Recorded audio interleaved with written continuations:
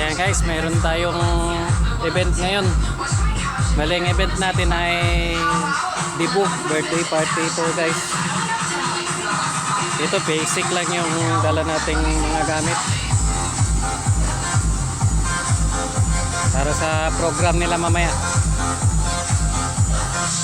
May wireless tayong microphone at saka meron tayong wired na pang backup lang mamaya. Ito lang yung gamit natin guys. Hindi lahat yan na integrated power amp. May apat tayong stand ng ilaw. Dalawa sa likod, dalawa sa harap.